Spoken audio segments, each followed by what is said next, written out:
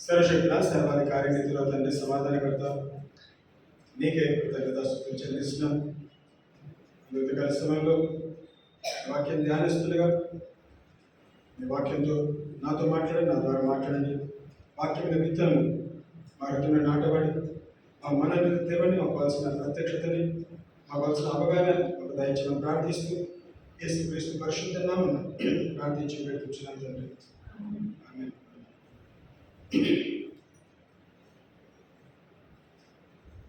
దేవుని నామానికి మహిమ ఘనత కలుగును గాక.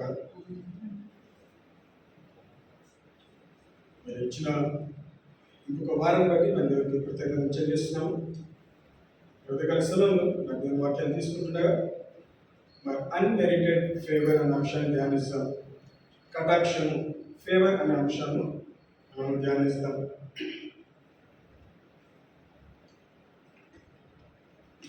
సో మొట్టమొదటిగా మనం వాక్యం గమనిస్తే మనము దీని వాక్యం మొట్టమొదటిగా ఎవరైతే కటాక్షం పొందుకున్న వ్యక్తిగా గమనిస్తే మరి ఆదికాండము 18వ అధ్యాయము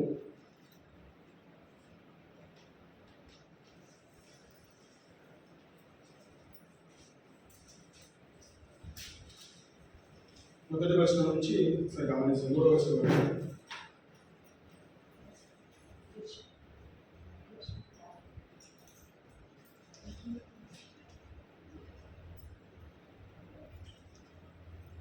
ఆదికాండము 18వ అధ్యాయము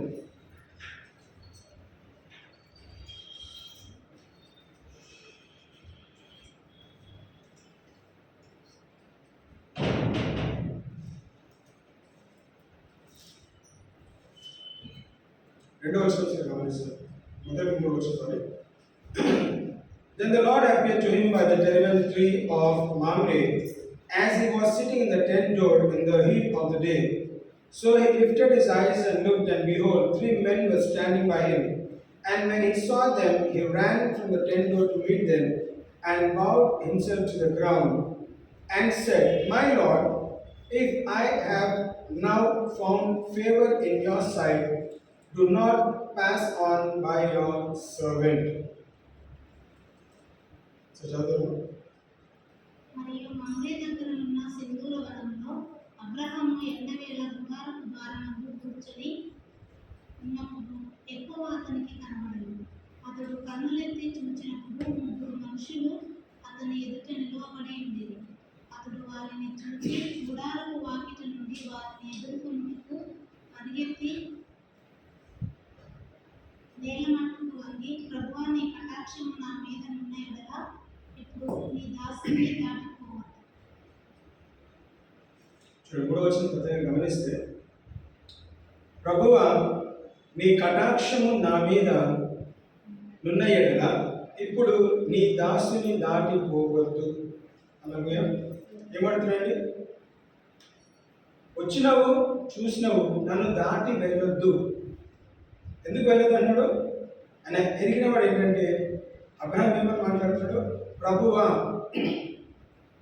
ఏమన్నాడు? ప్రభువా, నీ కటాక్షము నా మీద నున్న ఎడల, if I found favour in your sight, నీ దృష్టిలో నేను కటాక్షం పొందిన వాడిగా ఉన్నట్లయితే నీవు నన్ను దాటి వెళ్ళొద్దు. ఎందుకంటే ఇంత నేను సహవాసము చేయడానికి ఇష్టపడుతున్నాను. 4వ వచనం గమనిస్తే 4వ వచనము, నేను కొంచెం నీళ్లు తెప్పించేదను, దయచేసి కాళ్ళు కడుక్కొని ఈ చెట్టు కింద అలసట తీర్చుకోండి. కొంచెం ఆహారం తెచ్చేదను, మీ ప్రాణములను బలపరుచుకోండి.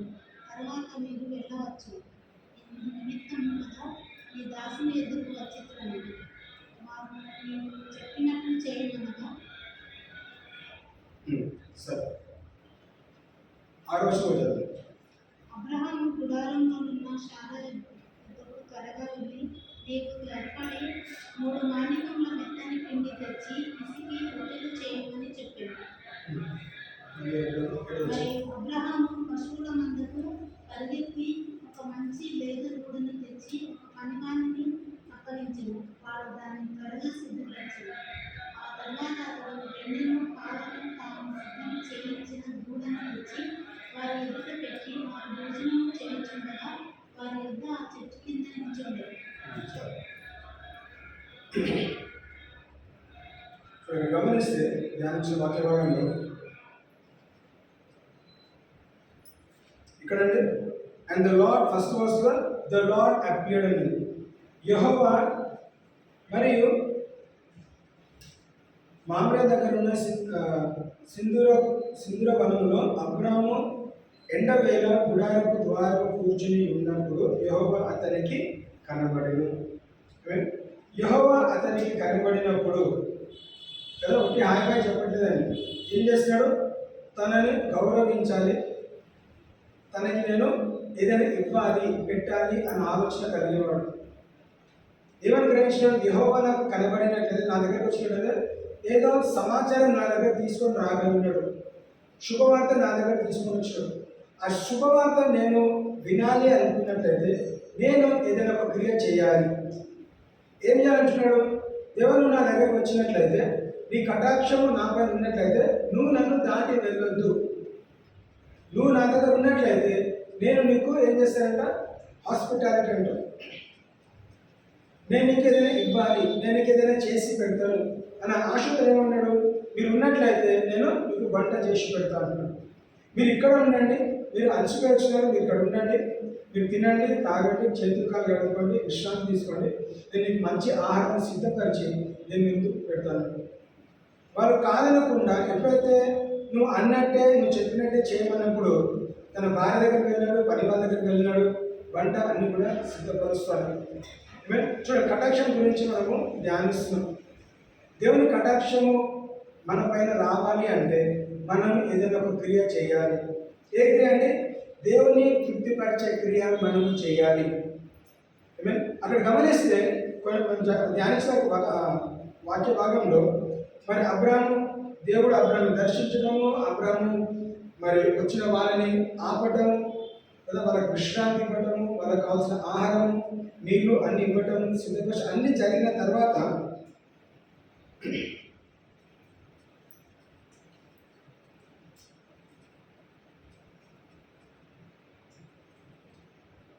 తొమ్మిదవ వచనం. వారతనితో నీ భార్య అయిన శారా ఎక్కడ ఉన్నదని అడగగా అతడు ఇదిగో గుడారంలో ఉన్నదని చెప్పాడు. అందుకు ఆయన మీ దాటికి ఈ కాలమున మీ యుద్ధకు నిశ్చయముగా మరలా వచ్చేదను.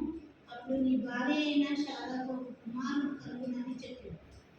శారా ఆయన వెనుక నుండి నా గుడారు ద్వారమందు వినుచుండేది. అబ్రహాము శారాయు బహుకాలం గడిచిన వృద్ధులై ఉండేది. స్త్రీ ధర్మము శారాకు నిలిచిపోయి కనుక శారా నేను బలము లేని దానైన తర్వాత నాకు సుఖము కలిగిన నా యజమానుడు వృద్ధుడై ఉన్నాడు కదా అని తనలో నవ్వుకొనెను. చూడండి, ఇక్కడి నుంచి ఆరంభమైనది. దేవుని కటాక్షము వాళ్ళ జీవితంలో కొరత తీర్చడానికి దేవుడు అక్కడ కనబడ్డాడు. యెహోవా ప్రత్యక్షతమైన వాళ్ళకు ఒక అక్కర ఉన్నది, ఆ అక్కర తీర్చబడాలి. ఆ అక్కర తీర్చబడాలంటే ఎవరు దర్శించినారు? అక్కర తీర్చేవాడే దర్శించినాడు. ఈయన అడగట్లేదండి. యెహోవా అతనికి కనబడేను. కనబడిన తర్వాత అబ్రాహాంకి ఏమో తెలుసు, ఈయన ప్రాముఖ్యమైన వ్యక్తి కాబట్టి నేను గౌరవించాలి, నేను ఏదైనా మంచి చేయాలి, నా దగ్గర ఉన్న దాంట్లో నేను తనకి ఏదైనా ఇవ్వాలి అన్న ఆలోచనతోని వెళ్ళిపోయిన వాళ్ళని ఏమన్నాడు? నీ కటాక్షము నాపై ఉన్నట్లయితే, లేదా నేను నీ దృష్టిలో కటాక్షం పొందుకునే వాడిగా అయినట్లయితే నీవు నన్ను దాటి వెళ్ళొద్దు. నువ్వు నా ఇంటి ముందు నుంచి వెళ్తున్నావు, నా ప్రాంతం నుంచి వెళ్తున్నావు, నువ్వు నన్ను దాటి వెళ్ళడానికి వీల్లేదు. ఎందుకంటే నా బాధ్యత ఏంటిది? నేను నిన్ను గౌరవించాలి, పట్టించుకోవాలి. మీరు అలసిపోయారు కాబట్టి నేను మీకు విశ్రాంతి ఇవ్వాలి, కొద్ది సమయం నాకు దయచేయండి. సో ఎప్పుడైతే మరి వారు అనుమతి ఇచ్చినారో, ఆయన సిద్ధపరిచినారు, ఆహారం సిద్ధపరిచినారు, విశ్రాంతి ఇచ్చినాడు. వెళ్ళిపోతున్న సమయంలో ఏమన్నాడు? వాళ్ళకి తెలిసింది ఏంటంటే మీరు గుడ్రాలు ఉన్నారు, మీకు సంతానము అవసరము. సో కాబట్టి ఎప్పుడేం చేస్తాము? నేను మీకు ఒక మాట విడుదల చేస్తున్నాను. కాలం అంటే ఒక 1 year టైంలో ఏమవుతుందంట, నీవు ఒక కుమారుని కంటావు. టైంపాస్ చెప్పట్లేదండి, ఏదో పోతే చాలాసార్లు మనం ఏదైనా హెల్ప్ చేస్తే వాళ్ళని సంతోషపెట్టడానికి మనం ఎన్నో మాటలు మాట్లాడుతుంటాం. కానీ ఇక్కడ దేవుడు వాళ్ళని దర్శించి వెళ్ళిపోతున్న సమయంలో వాళ్ళు తీసుకున్న అల్పాహారాన్ని, విశ్రాంతిని బట్టి కృతజ్ఞతగా ఏం చేశారు, కటాక్షం పొందిన వాడిగా ఉన్నాడు కాబట్టి ఏం చేశారు, మన జీవితంలో ఒక మాట విడుదల చేస్తాను. ఏమేమి మాట? మీరు దేని కొరకైతే ఇంతకాలం ఎదురు చూస్తున్నారో, సంతానం కొరకు ఎదురు చూస్తారు కాబట్టి ఆ సంతానము మీకు రానున్న సంవత్సరంలో మీకు కలుగుతుంది. సేరాని తన శారీరక పరిస్థితులను బట్టి చూస్తున్నది. నేను వృద్ధురాలిని, నా యజమాని వృద్ధుడు, మాకు ఈ సంతానం కలిగే శక్తి మా దగ్గర ఉన్నదా అని తనలో తాను నవ్వుకుంటూ ఉన్నది. కానీ వాళ్ళు హెచ్చరించినప్పుడు, నువ్వు నవ్వుతున్నావు కానీ నీ జీవితంలో మీ కుటుంబం పైన కటాక్షం ఉంది కాబట్టి, మిమ్మల్ని దేవుడు ఏర్పాటు చేశాడు కాబట్టి, లేదా నేను ఏర్పాటు చేశాను కాబట్టి వచ్చే సంవత్సరం ఈ సమయం లోపల కదా, నెక్స్ట్ 1 year లోపల, next year by this time ఏమవుతుందంట, కాలము గడిచే కొద్దీ నీవు గర్భాన్ని దాల్చుతావు. హల్లెలూయా. సో దేవుని కటాక్షం ఏం చేసిందండి, గుడ్రాతనం నుంచి ఏమంటే ఫలభరితంలోకి మార్చినది. హల్లెలూయా. సో మనము కటాక్షం పొందిన వారము. ఆ రోజు అబ్రాహాం పొందుకున్నట్లయితే ఈ రోజు కూడా మనం కటాక్షం పొందుకున్న వారిగా ఉన్నాం. సో కటాక్షం పొందుకున్న వారిగా ఉన్నట్లయితే మనం చాలాసార్లు మనము ఏం చేయాలంటే, మనము దేవుని వాక్యం అనుసరంగా మనకి ఇచ్చిన హెచ్చరికను బట్టి మనము పాటించాలి. దేవుని కటాక్షం మన పైన ఉన్నదండి. దేవుని కటాక్షం మనం పొందిన వారిగా ఉన్నాము. దేవుని కృప, దేవుని కనికరం, దేవుని కటాక్షం మన పైన ఉంది కాబట్టి ఈరోజు దేవుని కృపను బట్టి మనం దేవుని సన్నిధికి రాగలిగినాము. సో ఇక్కడ గమనిస్తే దేవుడు దర్శించినాడు, నన్ను దాటి వెళ్ళదని బ్రతిమలాడినాడు, అడిగినాడు. ఈ కటాక్షం ఏం చేసిందంట, వాళ్ళకి ఇచ్చిన మంచి సువార్తనే కాకుండా ఇంకా రానున్న వచనాల్లో గమనిస్తే కూడా దేవుడు ఒక సొదొమ అండ్ గుమొర్రా అనే పట్టణాన్ని నాశనం చేయాలని ఆలోచన కలిగిన వాడు. అనుకుందాము, ఒక ప్రాంతం నుంచి సొదొమ గుమొర్రా పట్టణాన్ని దగ్గరికే వెళ్తున్నా అనుకుంటాను. ఆ వెళ్తున్న ప్రాంతంలోనే వీళ్ళని దర్శించినాడు. సాగనంపుతుండగా, మరి అబ్రాహాము సాగనంపుతుండగా ఒక దగ్గర నిలబడి, నా స్నేహితుడైన అబ్రాహాముకి నేను చేయబోయే కార్యం చెప్పాలనుకుంటున్నాను. తన హృదయంలో ఉన్న ఆలోచన, తన తలంపులు అబ్రాహాముని ఒక స్నేహితుడుగా పిలిచాడు కాబట్టి ఏం చేస్తుందంట, నాకు మంచి ఆహారము, మాకు మంచి విశ్రాంతి ఇచ్చాను కాబట్టి నా మనసులో, నా హృదయంలో ఏదైతే ఉన్నదో నేను నా స్నేహితులను అబ్రాహాముతో పంచుకుంటాను. సో పంచుకున్న సమయం ఏం పంచుకున్నాడు, ఇదిగో సొదొమ గుమొర్రా నేను నాశనం చేయబోతున్నాను. ఆ సంభాషణ మనం చదవట్లేదు కానీ అది ఎక్కడి దాకా వచ్చినది, ఎక్కడ స్టార్ట్ అయింది, కేవలం దర్శించాడు. God visited Abraham. కానీ ఆ విజిటేషన్ ఏం చేశాడంట, తన ఎవరికి, అబ్రహాంకి మేలు కలుగునట్లు ఆయన తను మార్చుకున్నాడు. దేవుడు ప్రతిరోజు మనం దర్శిస్తున్నాడు, ప్రతిరోజు మన దగ్గరకు వస్తున్నాడు, ప్రతిరోజు మనకు హెచ్చరికలు ఇస్తున్నాడు. మనము దాన్ని మన అనుకూలంగా మార్చుకోవాలి. ఇక్కడ గమనిస్తే అబ్రాహాము ఒకవేళ నీ కటాక్షము నా పైన లేకున్నట్లయితే, నన్ను దాటిపోవద్దు అన్న మాట అనుకుంటున్నట్లయితే బహుశా దాటి వెళ్ళేవాడేమో అనుకుందాం. దాటి వెళ్ళిపోతే తన జీవితంలో 2 విషయాలు జరిగేవాడు. ఒకటేంటిది, తన గర్భం గురించి ప్రవచనము పలికేది కాదు. ఇంకొకటి, సొదొమ గుమొర్రా నాశనం చేయటము, ఆ రహస్యం కూడా లేదా ఆ తలంపులు అబ్రాహాముతో పంచుకునేవాడు కాదు. సో దేవుని లేదంటే తన దర్శించిన వ్యక్తిని ఆపి వాళ్ళకి కావాల్సిన అక్కర్ల అవసరతలు లేదా విశ్రాంతి కానీ ఆహారం కానీ, బహుశా వాళ్ళు ఆహారం తినడానికి రాలేదండి, వాళ్ళు గౌరవించినారు, మర్యాదలు చేశారు. కాబట్టి ఏమంటే వాళ్ళు చేసిన క్రియను బట్టి, వాళ్ళు చేసిన మర్యాదను బట్టి ఏం జరిగింది, అబ్రాహాము కుటుంబంలో సంతానము కలిగింది. అదేవిధంగా తన అన్న కొడుకుని కాపాడుకోగలిగినాడు. ఏమంటే దేవుని కటాక్షం ద్వారా మన జీవితంలో, వ్యక్తిగతంగా మన కుటుంబ జీవితంలో మేలు కలుగుతుంది. హల్లెలూయా. సో ఇక్కడ 5 అంశాలు మనం గమనిస్తాం. FAVOR ఇంగ్లీష్లో మనం ఫేవర్ అంటే FAVOR, కటాక్షం అంటే ఇంగ్లీష్లో ఫేవర్. ఆ ఫేవర్ అనే అంశానికి మరి 5 అంశాలు మనం తీసుకున్నాం. మరి F స్టాండ్స్ ఫర్ ఫోకస్. మనం గురి కలిగి ఉండాలి. ఫోకస్ అనేది మనం గురి కలిగి ఉండాలి. ఆ గురి గురించి మనం మాట్లాడదాం. హెబ్రీ 12 అధ్యాయం మొదటి 2 వచనాలు గమనిస్తాం.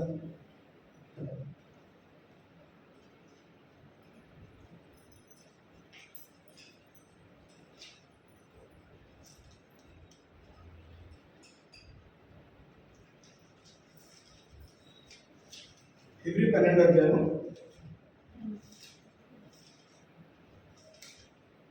ఇంత గొప్ప సాక్షి సమూహము మేఘం వలె మనలను ఆవరించి ఉన్నందున మనము కూడా ప్రతి వారము సులువుగా చిక్కలబెట్టు పాపమును విడిచిపెట్టి విశ్వాసమునకు కర్తయు దానిని కొనసాగించువాడైన యేసు వైపు చూస్తూ మన ఎదుట ఉంచబడిన పందెంలో ఓపికతో పరిగెత్తుదు. ఆయన మన ఎదుట ఉంచబడిన ఆనందం కొరకై అవమానమును నిర్లక్ష్యపెట్టి సిలువను సహించి దేవుని సింహాసనం యొక్క కుడిపార్శ్వమున ఆసీనుడై ఉన్నాడు. ఏంటంటే యేసు క్రీస్తును ఏం చేయాలంట? చూచుచు కదా, యేసు వైపు చూచుచు మన ఎదుట ఉంచబడిన పందెములో ఓపికతో పరిగెత్తుదాము. అలాగే దేవుని కటాక్షము మనపై ఉన్నట్లయితే ఫేవర్ ఆఫ్ గాడ్ ఏమవుతుందంట? మనం ఆ ఫేవర్లో కటాక్షము పొందుకోవాలి అనుకుంటే మనం ఫోకస్గా ఉండాలి. అంటే మనం గురి కలిగి ఉండాలి. ఆ గురి ఏంటిదండి? పరుగు పందెంలో ఏ గురి అయితే మనం కలిగి ఉంటామో, నువ్వు ఫస్ట్ వస్తావో లాస్ట్ వస్తావో అది నీ మీద డిపెండ్ అయి ఉంటుంది. కానీ గురి ఉన్నప్పుడు ఆ గురి వద్దకే నువ్వు పరిగెత్తాలి. సో ఇక్కడ ఆత్మ జీవితంలో క్రైస్తవ విశ్వాసంగా మన గురి యేసుక్రీస్తు. మనం యేసుక్రీస్తు వైపు గురి పెట్టుకొని మనం గురి వైపు పరిగెత్తినట్లయితే ఏమవుతుందంటే మన మార్గం సరళం చేయబడుతుంది. మనం అలసిపోవచ్చు, కానీ మన గురి ఎదురు మనం ఎప్పుడైతే పరిగెత్తుతున్నామో, అందుకే వాక్యం ఏమంటుంది? మనము కూడా ప్రతి భాగమును సులువుగా చిక్కులో పెట్టి పాపమును విడిచిపెట్టి విశ్వాసమునకు కర్తయు దానిని కొనసాగించు వాడైన యేసు వైపు చూచుచు మన ఎదుట ఉంచబడిన పందెములో ఓపికతో పరిగెత్తుదుము. ఆయన తన ఎదుట ఉంచబడిన ఆనందము కొరకై అవమానము నిర్లక్ష్యం పెట్టి సిలువను సహించి దేవుని సింహాసనం యొక్క కుడి పార్శ్వమున ఆసీనుడై ఉన్నాడు. యేసుక్రీస్తు కూడా ఒక గురితో వచ్చినాడు. గురి వైపు పరిగెత్తుతూ ఉన్నాడు. ఏమైనా గురి వైపు పరిగెత్తుతున్నప్పుడు అనేక సార్లు ఇరుకులు, ఇబ్బందులు, ఆటంకం, కష్టం, నష్టం అనేకం వచ్చినాయండి. ఆయన భూలోకంలో జన్మించిన రోజు నుంచి సిలువలో చనిపోయినంత రోజు వరకు కూడా ఒక రెడ్ కార్పెట్గా లేదు, ఏమీ సులువ లేదు. జన్మించాల్సిన సమయం వచ్చినప్పుడు కూడా తనకు ఒక హోటల్లో స్థలం దొరకలేదండి. లేదంటే హాస్పిటల్లో స్థలం దొరకలేదు, బెడ్స్ ఖాళీగా లేవు. ఎప్పుడైతే కరోనా వైరస్ గడిచిన 2-3 సంవత్సరాల ముందు వచ్చినప్పుడు చాలాసార్లు ఒక హాస్పిటల్లో ఒక బెడ్ దొరికితే చాలు అనుకున్న చాలా మంది కదా, హాస్పిటల్లో బెడ్ దొరకని పరిస్థితులు కూడా ఉన్నాయి. కొన్నిసార్లు ఇంట్లో ఉండిపోవాల్సి వచ్చింది, హాస్పిటల్ అడ్మిట్ చేయక కదా, రోడ్లోనే లేదా ఇంట్లోనే గృహాలనే దారిలోనే చనిపోయిన చాలామంది ఉన్నారు. సో అదే విధంగా అదే పద్ధతిలో కూడా మరి యేసుక్రీస్తును జన్మించారు కదా, గర్భం దాల్చినప్పుడు లేదా డెలివరీ చేయాల్సిన సమయం వచ్చినప్పుడు మరియమ్మకు కూడా వచ్చిన ప్రాంతంలో అంటే బెత్లెహేము ప్రాంతంలో ఏంటంటే తనకి గడ్డి లేకుండే, అందుకే పశువుల పాకల్లో కదా జన్మించాల్సిన పరిస్థితి. ఆ రోజు నుంచి సిలువలో చనిపోయేంత వరకు కూడా యేసుక్రీస్తు ఏం చేస్తాడు? దేవుడు నాకు అప్పగించిన పని యొద్దట నేను గురి ఉన్నాను కాబట్టి ఆ గురి వైపే పరిగెత్తుతూ ఉన్నాడు. సో మనము యేసుక్రీస్తును పోలి నడుచుకున్న వారి ఉన్నాం కాబట్టి మనము మన ఫోకస్, మన గురి ఎవరిపైన అంటే లుకింగ్ అంటూ Jesus the author and finisher of the faith అని మాత్రం చూపిస్తుంది. విశ్వాసానికి కర్త అయిన యేసు వైపు నేను గురి యొద్దకే పరిగెత్తుచున్నాను. యేసుక్రీస్తు నా గురి అయినట్లయితే నేను పడిపోయినా, దుఃఖపడ్డా, బాధపడ్డా, వేదనపడ్డా నన్ను లేపేవాడు యేసుక్రీస్తే. హల్లెలూయా. యేసుక్రీస్తు చేసిన 33.5 సంవత్సరాల పరిచయం మనం గమనిస్తే తండ్రి తనని ఏ రోజు విడిచిపెట్టలేదండి. యేసుక్రీస్తు తండ్రితో సహవాసం కలిగినాడు. ప్రార్థనలో, విశ్వాసంలో, అన్నిట్లో కూడా మరి తండ్రి కూడా యేసుక్రీస్తు కావాల్సిన అభిషేకం కానీ కదా స్వస్థతలు కానీ అన్నీ కూడా యేసుక్రీస్తు ద్వారా అక్కడ జరిగించుతారు. ఇక్కడ గమనిస్తే మనము ఫోకస్ కలిగి ఉండాలి. దేనికి ఉండాలంట? దేవుని కటాక్షము మనం పొందుకునే వారి ఉన్నట్లయితే అబ్రాహాము ఫోకస్ అంటే ఏంటి? నా దగ్గరికి ఎవరు వస్తున్నారు. మనం అందరినీ పట్టించుకోమండి. నీకు అనిపించేది అరే నీ నా దగ్గరికి వస్తున్నారు లేదంటే నన్ను వెతుక్కుంటూ వస్తున్నారు అని అనిపించినప్పుడు మనము వారిని పలకరిస్తాము, వాళ్ళతో మనం సంభాషణ తీస్తాం. సో అదేవిధంగా ఇక్కడ గమనిస్తే ఆయన గురి ఎవరి పైన? నా దగ్గరికి ఎవరు వస్తున్నారు, నన్ను దర్శించే దేవుడి పైన నా గురి ఉంది. కాబట్టి తన ఫోకస్ అంతా వాళ్ళు కలిసినప్పుడు వారికి ఏదైనా చేయాలి. ఫస్ట్ ఏమంటున్నాడు? నీ కటాక్షం నాపై ఉన్నట్లయితే వీరు నన్ను దాటి వెళ్ళొద్దు. అలా దేవుని కటాక్షం మనము కలిగినట్లయితే ఏంటంటే దేవుని హస్తము మనల్ని దాటిపోదు, దేవుని ఆశీర్వాదము మనల్ని దాటిపోదు, దేవుని స్వస్థత మనల్ని దాటిపోదు, దేవుని ఐశ్వర్యము, దేవుని జ్ఞానము మనల్ని దాటిపోవద్దు. మనం అడగ దేవా నేను నీ దృష్టిలో కటాక్షం పొందుకునే వాడిగా అయినట్లయితే నా జీవితంలో ఈ కార్యం జరిగించు. నా జీవితంలో ఏదైతే కొలత ఉన్నదో ఆ కొలతను సమృద్ధిగా నింపు అని మనము అడగాలి. సో నా దృష్టి యేసుక్రీస్తు వైపు ఉండాలి. నేను ఏం చేస్తానంటే పరుగు పందెంలో నేను గెలిచిన వాడిగా ఉండాలి. నువ్వు ఫస్ట్ స్టార్టే చేయడం చాలాసార్లు. ఈ పరుగు పందెం ఎవరు పరిగెత్తుతారు? ఎందుకు? మనకు ఓర్పు, ఓపిక, సహనం లేదు కాబట్టి, మనకు విశ్వాసం లేదు. నేను పరిగెత్తినా ఎట్లా ఓడిపోతాము. నువ్వు ఫస్ట్ స్టార్ట్ చేయి, ఓడిపోతావో గెలుస్తావో అది తర్వాత తెలుస్తుంది. నువ్వు ఆరంభించకుండా, నువ్వు స్టార్ట్ చేయకుండానే నువ్వు ఓడిపోతావో నువ్వు డిసైడ్ చేస్తావు. ఇస్రాయేలు చాలాసార్లు కూడా బయటలో సైన్యాన్ని చూసి వాళ్ళు భయభ్రాంతులై అడుగు వేయకుండా ఓడిపోయినారు. ఎందుకు ఓడిపోయారు? యుద్ధం చేయకుండా భయపడినారు కాబట్టి ఆ భయం వాళ్ళని ఓటమికి నడిపించినారు. కానీ భయపడకుండా దేవుని పైన ఫోకస్ కలిగినట్లయితే, దేవుని పైన దృష్టి కలిగినట్లయితే, దేవుని పైన ఆయన గోల్ అని మనం పెట్టుకొని ఆయన వైపు చూసినట్లయితే, ఎన్నిసార్లు అయితే దేవుని వైపు చూసి దేవుని సహాయం తీసుకొని వారి యుద్ధాన్ని వెళ్ళినారో ప్రతి యుద్ధము గెలిచినారు. ఎప్పుడైతే భయభ్రాంతులయ్యి దేవుని సహాయం తీసుకోకుండా వాళ్ళు వెనుక వెళ్ళినారో ఓటమి వాళ్ళు అంగీకరించినట్లే. సో మనం ఓడిపోయిన వారం కాదు. ఎప్పుడు ఓడిపోయిన వారము? మన గురి యేసుక్రీస్తు కాకుండా ఉన్నట్లయితే మనము ఓడిపోయే వారి ఉంచుతాము. మనం గెలవాలి అనుకున్నట్లయితే నీ గురి నేను సృష్టికర్త వైపు ఉండాలి. నీ గురి దేవుని వాక్యం పైన ఉండాలి. నీ గురి ప్రార్థన పైన ఉండాలి. నువ్వు ఎప్పుడైతే గురి కలిగి ఉంటావో నువ్వు తప్పకుండా విజయము పొందుకుంటావు. He is the author and finisher of our faith. Amen. రెండోది గమనిస్తే abide, FA, this stands for abide. యోహాను సువార్త 15వ అధ్యాయం 4వ వచనం.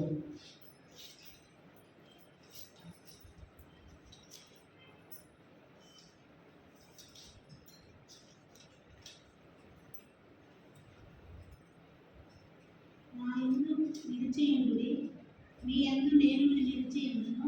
తీగె ద్రాక్షవల్లిలో నిలిచి ఉంటేనే కానీ తనంతట తాను ఎలాగో ఫలించదు, అలాగే నా యందు నిలిచి ఉంటేనే కానీ మీరును ఫలించరు.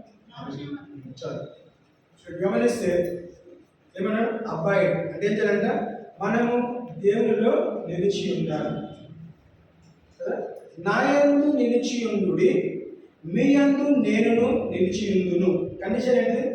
మొట్టమొదటిగా మీరు నాలో నిలిచి ఉండండి, నేను అప్పుడు మీలో నిలిచి ఉంటాను. అయితే ఏమైందంట? తీగ ద్రాక్షవల్లిలో నిలిచి ఉంటేనే కానీ తనంతట తానే ఏలాగూ ఫలించదో, అలాగే నా యందు నిలిచి ఉంటేనే కానీ మీరును ఫలించరు.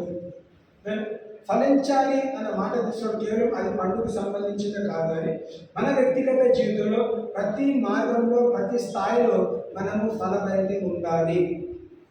మొట్టమొదటిగా ఆదాము అవ్వని దేవుడు సృష్టించిన తర్వాత వాళ్ళకి ఇచ్చిన వాగ్దానం ఏంటిదంట? మీరు ఫలించి అభివృద్ధి చెంది భూమిని స్వాధీనపరచుకోవాలి. అంటే మొట్టమొదటిగా ఏంటిది? Be fruitful and multiply. చూడండి వాక్యం ఏం చదువుతుంది?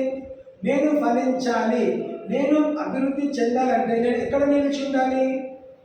మనం ఎక్కడ నిలిచి ఉన్నాము? దేవుడిలో కాకుండా చాలా ప్రాంతాల్లో నిలిచి ఉన్నాం కాబట్టి అనేక సార్లు మనము ఫలము చూడట్లేదు. కనుక వాక్యం గుర్తు చేస్తుంది, మీరు ఫలము చూడాలనుకుంటే మీరు నా యందు నిలబడండి, నేను మీ యందు నిలిచి ఉంటాను. అప్పుడు ఏమవుతుందంట? అప్పుడు నేను మనము ఫలభరితంగా ఉంటాను, నేను నిన్ను ఫలభరితంగా చేస్తాను.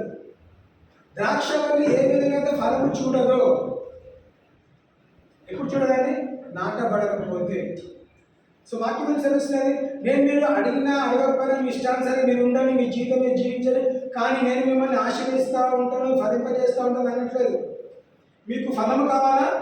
మీరు నా యందు ఏం చేయాలంటే నిలిచి ఉంటుంది. Avoid in me and I will avoid in you so that you will. ఎవరికి మేలు కలుగుతుందండి? మనకు మేలు కలగాలంటే మనము తన యందు నిలిచి ఉండాలి. అబ్రాహాంకి మేలు కలగాలంటే ఏం చేస్తాడు? ద్రాక్ష వల్లి తన దగ్గరకు వచ్చినప్పుడు ఏం చేస్తాడంట? ఒక ఎగ్జాంపుల్, నాటుకునే స్థాయికి తీసుకెళ్ళినాడు, వదులుకోలేదండి. అరే ద్రాక్ష వల్లి నా దగ్గరకు వచ్చింది, నేను తనలో నాటబడతాను, ఇద్దరం కూడా అల్లుకుంటాము. ఆయన ఒక తీగ, నేను ఒక తీగ, ఇద్దరం నాటుకున్నట్లయితే, ఇద్దరం మేము కలిసినట్లయితే, ఇద్దరు సహవాసం కలిగినట్లయితే తన దగ్గర ఏమున్నది? ఫలమిచ్చే సారము తన దగ్గర ఉన్నది. నా దగ్గర ఏమున్నది? గుడ్రాలతనము అనే సారంతో నేను అనుభవిస్తున్నాను. ఆ గుడ్రాలతనం తొలగించబడాలంటే ఏం చేయాలంట? ఆ తీగకి నేను అనుసంధానం అవ్వాలి. I am the vine and you are the branches. నేనే ద్రాక్షవల్లిని. ఆ ద్రాక్షవల్లి ఉదయకాల సమయంలో ఏం చేస్తాడు? నా కటాక్షము నీ పైన కుమ్మరిస్తా. చాలాసార్లు ఫేవర్ మాట్లాడదాం కానీ ఈరోజు ప్రత్యేక అడుగుతుందిగా, నీ కటాక్షము నా పైన, నీ కటాక్షం ఉందా ఎడలా నీవు నన్ను దాటి వెళ్ళొద్దు. ఎందుకు? నాకు కుట్రార్థనం ఉందా? కుట్రార్థనం తొలగించు. నేను ఫలం ఇవ్వని స్థితిగతిలో ఉన్నా, దేవా నాకు ఫలము దయచేయి. ఎందుకు? నువ్వు ద్రాక్ష వలె, నేను తీగను. ఒక తీగలాగా నేను నీతో పాటు అడ్డుకుంటాను.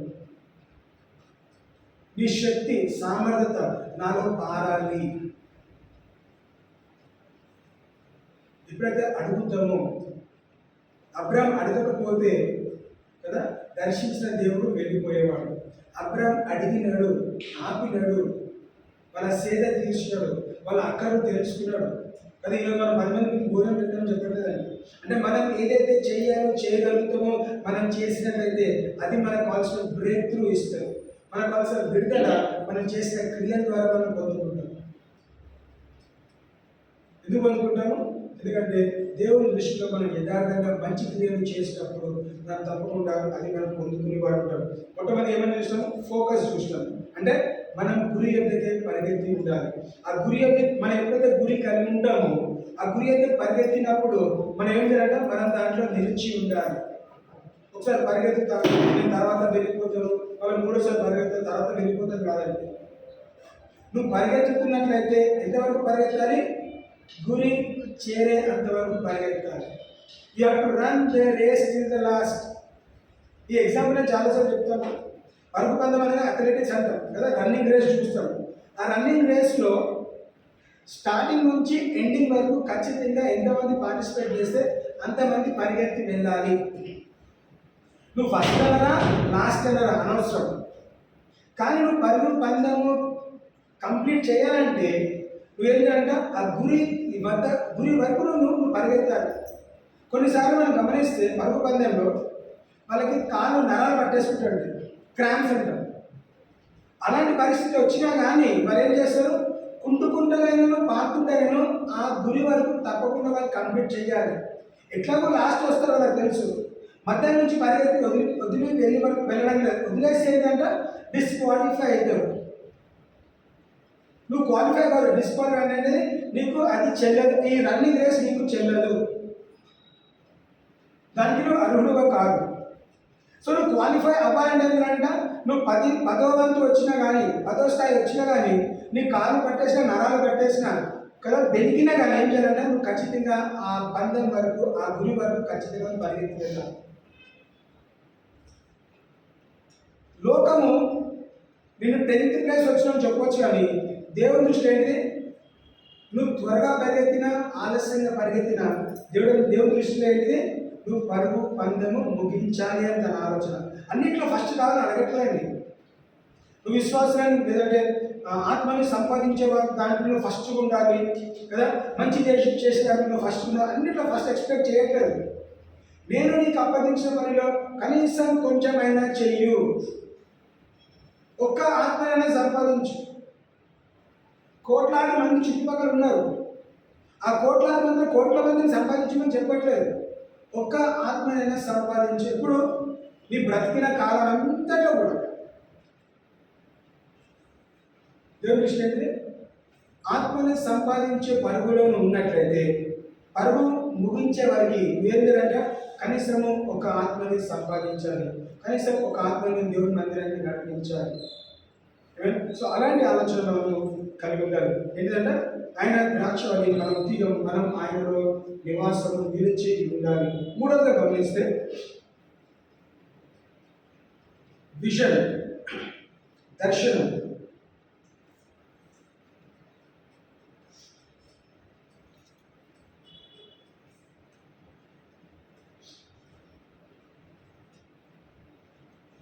సామెతలు 29:18.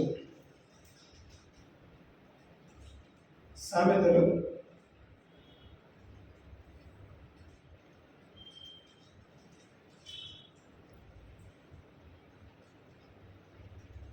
29:18.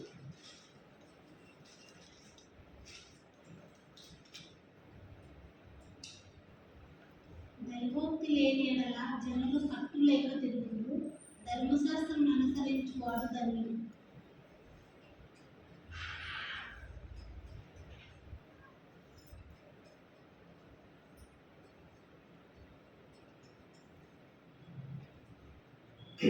ఇక్కడ గమనిస్తే where there is no vision the people cast off restraint, but happy is he who keeps the law. Because where there is no revelation people perish ఉందండి. సో గమనిస్తే మనము దర్శనము పొందిన వారిగా ఉండాలి. ఇక్కడ వాక్యం తెలుస్తుంది, where there is no vision people are cast out. తెలుగులో వేరే ఉంది. యథార్థముగా ప్రవర్తించువాడు రక్షింపబడును, మూర్ఖ ప్రవర్తన గలవాడు హఠాత్తుగా పడిపోవును. ఇక్కడ ఇంగ్లీష్లో అయితే మనం విజన్ అన్న మాట తీసుకుంటాం. దర్శనము అంటే మనకి దర్శనం లేకపోతే మనం నశించిపోతాము అని వాక్యం తెలుస్తుంది. ఏ దర్శనం కావాలి మనకి? వాక్యానికి అనుసరణ దర్శనం కాకుండా అనేక దర్శనాలను చూస్తూ ఉంటాం. చాలాసార్లు మనం అందరం కూడా కళలు అంటూ ఉంటాం.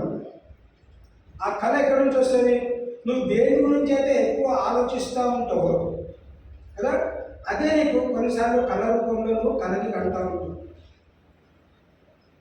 కొంచెం మనము దయ్యాల సినిమాలు చూసినా వేరే ఏం చూసినా కానీ నువ్వు ఏదైతే చూస్తావో నువ్వు దేంట్లో ప్రభావితం చెందుతావో అదే దర్శనం నీకు వస్తుంది. సో ఇక్కడ గమనిస్తే విజన్ అనేది ఏంటంటే మన జీవితానికి సంబంధించిన దర్శనం మనం కలిగి ఉండాలి. నేను ఉద్యోగం చేస్తున్నాను, వ్యాపారం చేస్తున్నాను, నేను మా సంఘాన్ని నడిపిస్తున్నాను. మన దర్శనం ఏది ఉండాలి? మనని, మన కుటుంబాన్ని, మన సంఘాన్ని, మన వ్యాపారాన్ని ఏ విధంగా ముందుకు తీసుకొని వెళ్ళాలి. ఒక గోల్ ఉండాలి. నా దర్శనం అని భారతదేశాన్ని తప్పకుండా గోల్డ్ మెడల్ తీసుకొని రావాలి. అది నా గురి, అది నా దర్శనం. అది నెరవేర్చబడాలంటే ఏంటంటే నేను దాని విషయంలో పని చేయాలి.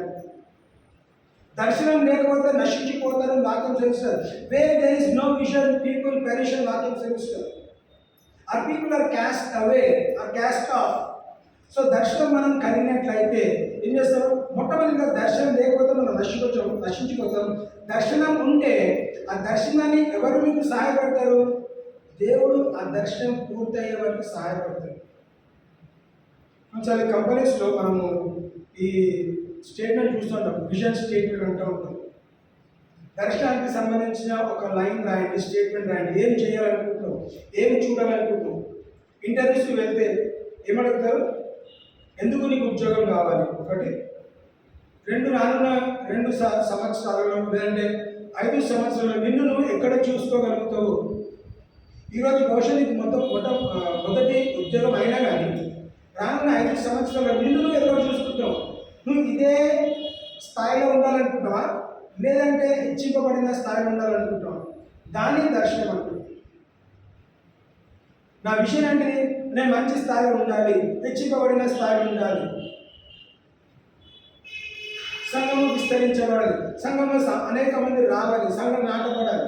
సో దాని కొరకు మనం ఏం చేస్తాం? ప్రయాసపడి మనము ప్రార్థన పూర్వకంగా దేవుని సన్నిధిలో విజ్ఞాపన చేస్తాం. దేవా, ఇచ్చిన దర్శనాన్ని ప్రకారం ఆ దర్శనము మన జీవితం నెరవేర్చబడింది కాక. సో దర్శనం లేకపోతే నశించిపోతారని వాక్యం సరిస్తే మరి నేను దేవా నాకు ఒక దర్శనం దయచే. ఏ దర్శనము? ధనవంతులు అయిపోవడం కాదండి. వాక్యానికి అనుసారమైన దర్శనం మీరు నాకు అనుగ్రహించినట్లయితే అంటే నేను గురి యొద్దకే పరిగెత్తుచున్నాను. ఎందుకు? నేను గురి యొద్దకు పరిగెత్తుతున్నప్పుడు నేను దేవుల్లో నిలిచి ఉంటాను. నేను దేవుల్లో నిలిచినప్పుడు నాకు సరైన దర్శనం. ఇంతకుముందు ఎగ్జాంపుల్ ఇస్తాడు, నువ్వు ఏది చూస్తావో, నువ్వు దేనిలో ప్రభావితం అవుతావో అవే కళలు మనం కంటుంటాం. ఒకవేళ మనము దేవుని వాక్యానికి అనుసరంగా దేవుని వాక్యం ద్వారా మనము ప్రభావితం పొందినట్లయితే ఏమవుతుందంట? మనము వాక్యానికి అనుసారమైన దర్శనం మనం పొందుకుంటాం. అంటే ఇంతకు ఇచ్చిన ఎగ్జాంపుల్, నెక్స్ట్ 5 years వరకు నువ్వు ఎక్కడ చూసుకోవాలనుకుంటాం, నువ్వు ఒక స్థాయిలో వెళ్ళాలనుకుంటే ఆ దర్శనానికి కావాల్సిన సంబంధిత వాక్య భాగం ఎక్కడుంది? నీకు వాక్యం ఉంది. సో వాక్యం ధ్యానించబడి అంచెలంచెలుగా మెట్టు నుంచి మెట్టుకు ఏం చేస్తాడ? దేవుడు వాక్యానికి అనుసారంగా నిన్ను ఏం చేస్తాడు? ఆ స్థాయికి తీసుకెళ్తాడు. సో మనకేం వాళ్ళు దేవుని కటాక్షం పొందుకుని వారికి ఉండాలంటే మనం గురి కలిగి ఉండాలి, దేవుని మనం నిలిచి ఉండాలి, మనం దర్శనం కూడా కలిగి ఉండాలి. ఏమైనా దర్శనం కలిగి ఉంటే సరిపోదు, దానికి ఇంకొక మాట ఏంటిది? ఒబీడియన్స్ మనం కలిగి ఉండాలి. First thanks for obedience. So యెషయా 1వ అధ్యాయం 18-19 వచ్చిన గమనిస్తాం.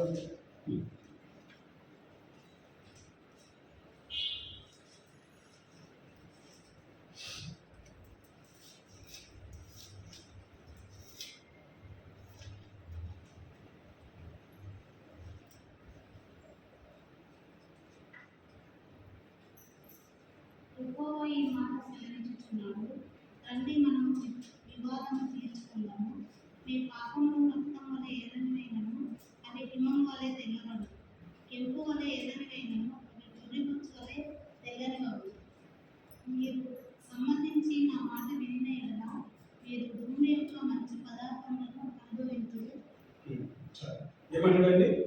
మీరు సమ్మతించి నా మాట వినిన ఎడల మీరు భూమి యొక్క మంచి పదార్థములను అనుభవించురు.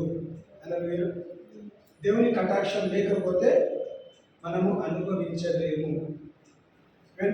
గొడ్రాలున్న వారికి భూమి మీద మంచి పదార్థం ఏంటిదంటే గర్భాన్ని దాల్చడమే. అబ్రాహాం దగ్గర 3 పూటలు తినడానికి ఆహారం లేకుండా కాదండి. ఆయనకు ఆస్తులు ఉన్నాయి, అంతస్తులు ఉన్నాయి, పనివారు కూడా ఉన్నారు. కానీ వ్యక్తిగతంగా దాంపత్య జీవితంలో వాళ్ళు గర్భాన్ని దాల్చలేదు, గొడ్రాలు ఉంచున్నారు. సో ఇప్పుడు ఏం చేస్తాము? సమ్మతించినట్లయితే అంటే ఏం చేస్తాడు? దేవా, నువ్వు చెప్పిన ప్రతి మాటకి నేను సమ్మతిస్తా. If you are willing and obedient, నువ్వు సమ్మతించి విధేయత చూపెట్టినట్లయితే నువ్వు భూమిపైన శ్రేష్టమైన ఫలము నువ్వు అనుభవించలేవు. మనము శ్రేష్టమైన భూమి మీద అనుభవించాలంటే మనము దేవుని వాక్యంతో మనము సమ్మతించాలి. You have to agree with the word of God. If you are willing, నీకు ఇష్టమైతే, ఇష్టపడుతున్నాడు, నీకు ఇష్టమైతే నన్ను శుద్ధినిగా చేయి. అడిగినదండి, ఇఫ్ యూ ఆర్ విల్లింగ్, నీవు నాతో సమ్మతిస్తే, దేవానికి ఇష్టమైతే, ఓ యేసుక్రీస్తు నీకు ఇష్టమైతే నీవు నన్ను శుద్ధినిగా చేయి. తనేమన్నాడు?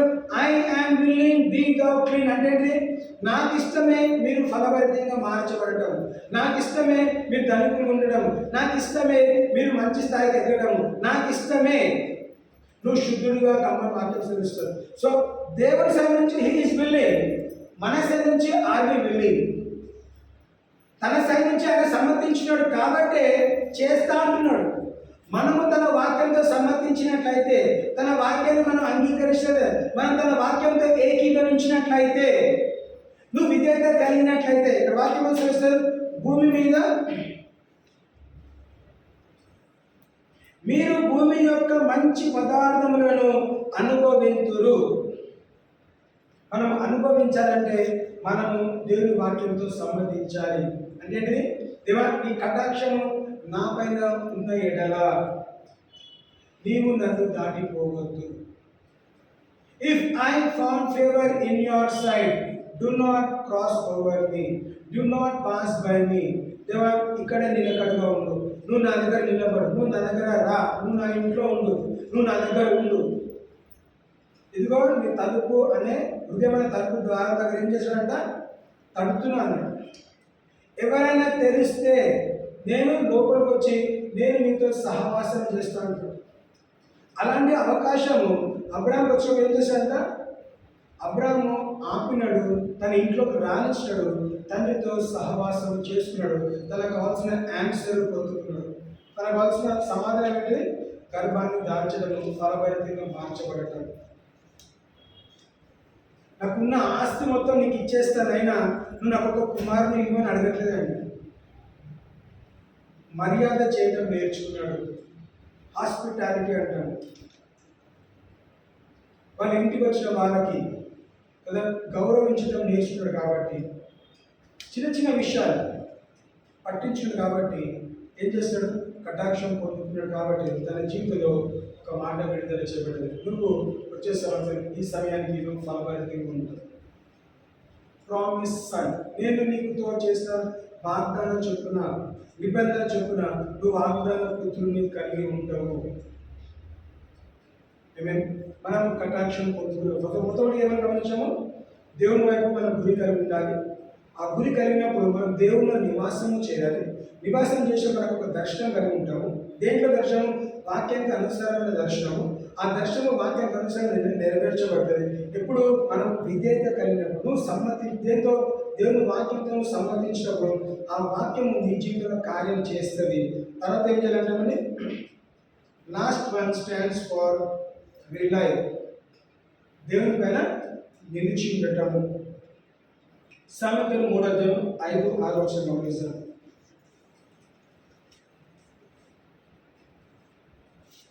సామెతలు 3:5-6.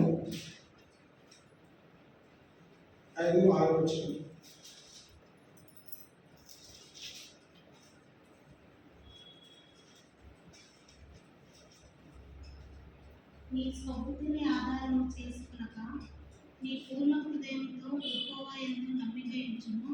నీ ప్రవర్తన అంతటి యందు ఆయన అధికారమునకు ఒప్పుకొను. అప్పుడు ఆయన నీ త్రోవలను సరళము చేయును. ఇక్కడ ఏమని గమనిస్తాము? నీ పైన నువ్వు ఆధారపడకు. రిలై అంటే ఆధారపడటం. నీ స్వబుద్ధి పైన నువ్వు ఏం చేయాలంట? నువ్వు నమ్మకం పెట్టుకోకు, నువ్వు ఆధారపడకు. నీ పైన నువ్వు ఆధారపడకు, నీవు నా పైన ఆధారపడు. మనం చాలాసార్లు మనము తీగలు గమనిస్తాం కదా. ఇంతకుముందు ద్రాక్ష గురించి మాట్లాడుతాం.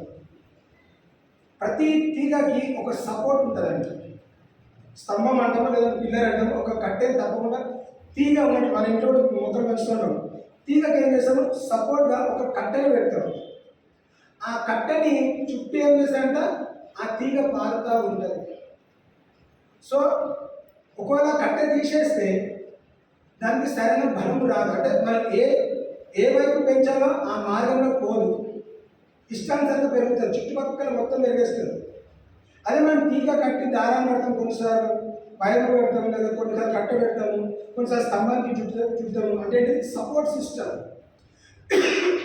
దేవుడు ఏం చేస్తాడు? మీరు పాకాలి, మీరు ఎదగాలి, మీరు విస్తరించాలంటే నేను మీకు సపోర్ట్ సిస్టమ్ ఉండాలి. అంటే సపోర్ట్ సిస్టమ్ లేకుండా కూడా ఆ తీగ పాకగలుగుతుందండి. కానీ మనం ఏం చేస్తాము? అట్లా పాకిన దానికి ఏం చేస్తాము? ప్రాపర్గా ఉంచుకోము, దాన్ని తొలగించేస్తాం. ఎందుకు? మన దారికి అడ్డం వస్తూ ఉంటుంది కాబట్టి. మనం ఏం చేస్తాము? దానికి అడ్డం రాకుండా మనము కార్నర్స్కో లేకపోతే మన పూల మొక్కలు ఇవన్నీ చేస్తూ ఉంటాం. దేవుని దృష్టి ఏంటిది? మనము తన పైన ఆధారపడాలని తన అంటూ అందుకేమన్నాడు? స్టార్టింగ్లోనే మాట్లాడుతున్నాడు. 5వ వచనం, నీ స్వబుద్ధిని ఆధారము చేసుకొనక నీ పూర్ణ హృదయముతో, అంటే కొంచెం అటు కొంచెం ఇటు కాదు, కంప్లీట్గా నీ పూర్ణ హృదయముతో యెహోవా యందు నమ్మకము ఉంచుము. నీ ప్రవర్తన అంతటి యందు ఆయన అధికారములకు ఒప్పుకొనుము. అప్పుడు ఆయన మీ త్రోవలను సరళము చేయును. ఏం చేశారంట? మీ త్రోవలో ఎలాంటి నష్టం, కష్టం, ఇబ్బందులు, బాధలు ఉన్నా కానీ సరళం చేస్తా అంటున్నాడు. ఎందుకు అంటున్నాడు? ఎందుకంటే నేను నీ గురి అయినాను కాబట్టి. నువ్వు నా వైపు చూసి పరిగెత్తుకుంటూ వస్తున్నావు కాబట్టి మార్గం సరళం చేయాల్సిన బాధ్యత నాది. రన్నింగ్ రేస్లో ట్రాక్ ఎవరు క్లీన్ చేస్తారండి? ఎవరు నీట్గా పెడతారు? ఉరికేవాడు చేయడు. పరిగెత్తేవాడు ఏం చేయాలంట? కేవలం ఆయన పరిగెత్తాలి. కనుక ట్రాక్ సిబ్బంది వారు ఏం చేస్తారు? దాన్ని వాళ్ళు మెయింటైన్ చేస్తారు. సో దేవుడు ఏమన్నాడు? నీ మార్గంలో చిన్న చిన్న రాళ్ళు రప్పలు ఏది తాకకుండా నేను క్లియర్ చేసుకుంటా వెళ్తాను. మీ దృష్టి నా పని ఉన్నట్లయితే, నేను మీ గురి ఉన్నట్లయితే మీరు నా యొక్కకి పరిగెత్తండి, నా పనిలో పరిగెత్తండి, విశ్వాసంలో పరిగెత్తండి, మీకు కావాల్సిన ఓర్పు సహనంతో మీరు పరిగెత్తండి, పూర్ణ హృదయంతో పరిగెత్తండి. గెలుస్తారో ఓడిపోతారని కాదు, నేను తప్పకుండా కంప్లీట్ చేస్తా. ఈ పరుగు పందెం నేను ముగిస్తాను. దేవుడు కావాల్సింది ముగించడం, గెలవడం కాదు. కొంతమంది ఫాస్ట్ ఉంటారు, కొంతమంది స్లో ఉంటారు. దేవునికి తెలుసు. నువ్వు స్లో ఉన్నావు కాబట్టి, నువ్వు ప్రశాంతంగా నువ్వు నెమ్మదిగా చేస్తావు కాబట్టి దేవుడిని తృణీకరించట్లేదు. నీ సమయంలో నువ్వు చెయ్యి, కానీ చెయ్యి. ఏం చేయాలంట? లేట్ అవుతున్నా, ఆలస్యం అవుతున్నా దేవుని దృష్టి ఏంటి? నీకు అప్పగించిన పని ఖచ్చితంగా చెయ్యి. ఓటమి ఒప్పుకోకు. అవ్వట్లేదా?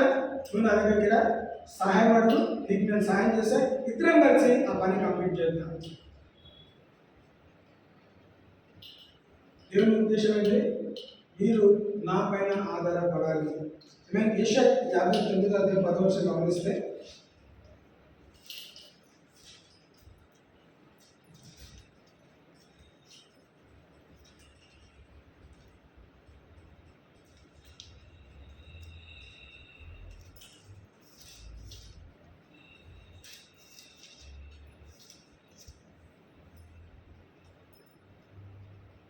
గోడకొరకు బుద్ధివారి వలె తడుగులాడుచున్నాను, కన్నులు లేని వలె తడుగులాడుచున్నాను, సంధ్య చీకటి అనుకోలనే మధ్యాహ్న కాలంలో కాలు జారపడుచున్నాను. బాగుగా బ్రతుకుచున్న వారిలో నుండి చచ్చిన వారి వలె ఉన్నాము. మేమందరము ఎలుగుబంట్ల వలె ఉబ్బరించుచున్నాము, గువ్వల వలె దుఃఖరము చేయుచున్నాము. న్యాయం కొరకు కాచుకొనుచున్నాము కానీ అది లభించుతుంది.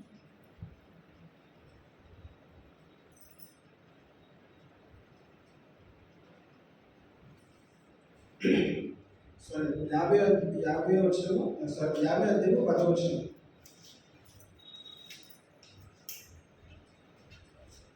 మీలో యెహోవాకు భయపడి ఆయన సేవకుని మాట వినివాడెవడు? వెలుగు లేకయే చీకటిలో నడుచుచున్నాడు. యెహోవా నామమును ఆశ్రయించి తన దేవుని నమ్ముకునేవాడు. చూడండి వాక్యం వస్తుంది, యెహోవాని ఆశ్రయించి తన దేవుని నమ్ముకోవలెను. మనం ఎవరిపైన ఆశ్రయం కలిగి ఉండాలి? యెహోవా పైన మనం ఆశ్రయం కలిగి ఉండాలి. అంటే దేవుని పైన ఆధారపడాలని ఇక్కడ యెషయాలో కూడా రాయబడ్డది. ప్రతి విషయంలో కూడా అంటే దేవుని కటాక్షము మన పైన ఉంది కాబట్టి క్వశ్చన్ మార్క్ ఉందా?